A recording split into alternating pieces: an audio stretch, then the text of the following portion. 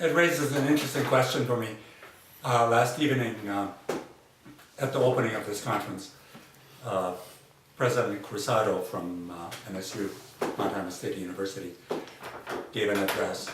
And she's just a wonderful woman, gracious, smart, engaging, and her speeches are always memorable and enjoyable. And so she talked about the things that they do to promote the food movement. Right? So they have 2.5 acres right at the university. They do all kinds of wonderful things. The thing she didn't talk about is the School of Agriculture that they have. And I was wondering, I mean, these are the places, you know, that do the research, that train the farmers, that send out the agents.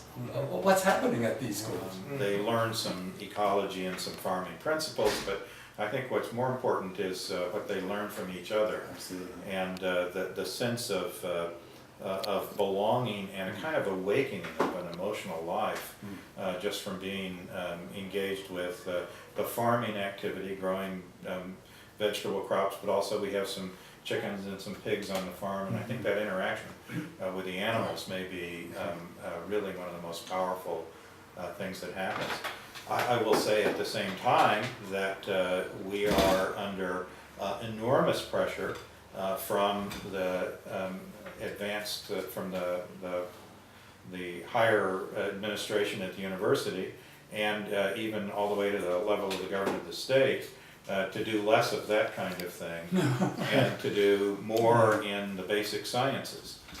You know, they'd like to see us become much more like a basic biology department. I know with, I gave a talk at NSU a couple months ago. Excuse me. They have a new program in sustainable agriculture. I can't remember the exact acronym. That sounds good. That's what it's about. And I gave a talk to the people who were in that major. And the room was full. There were 60 some odd folks there. They were very engaged and asked lots of questions, and it was really an enjoyable time. The woman who was my host took me aside and said, you know, we had only 3 agronomy majors this year, which is very traditional, conventional agriculture at the state university. I thought, well, this says something about what students are interested in. And if we look at a university as maybe, in some senses, they respond to markets and what students are interested in. The next breath, she said, but our program is in jeopardy. We're on soft money, it might go away. There's some concern that the existence of the program may be offensive to some of the university's research partners, even though the numbers were This quite is the distant. sustainable agriculture program. Yeah, Yes. yeah. That's exactly the situation, is that there's a tremendous amount of pressure.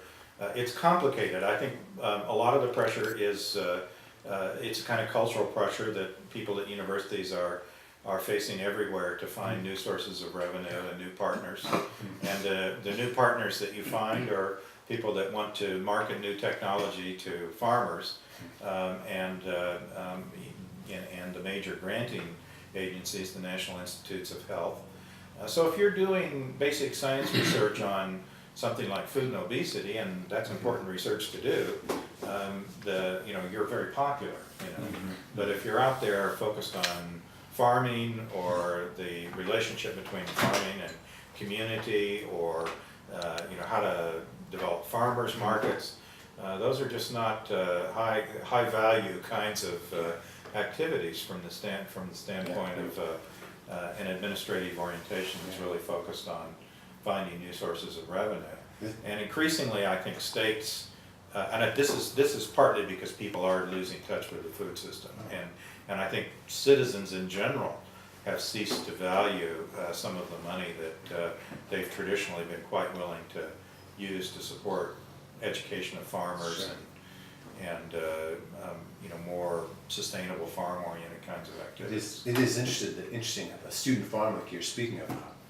I work at one. I manage the one here for the University of Montana, and in my conversations with other people around the country, these endeavors are much more successful and long-lasting at liberal arts colleges, not at land grants. Yeah, I think that's right. They're not a threat. And They're fully accepted. The whole thing, again, fits into a larger pattern in that, the machinery, the agricultural machinery, is concealed, and all the contact that people have is what they find in the supermarket, and it's just like um, you know, a person doing a video game. The person doesn't know how it was put together, Yeah. what makes it work. It's just the surface It's all of, tennis. of what is on the screen. And, you know, as we all know, if that stuff is attractive in a superficial way, people go for it. And of course, it's also carefully aimed at the at our weaknesses, at the chinks in our evolutionary armor, right? What people are susceptible to in their curiosity, in their hunger, in their craving for sweets and fats and so on.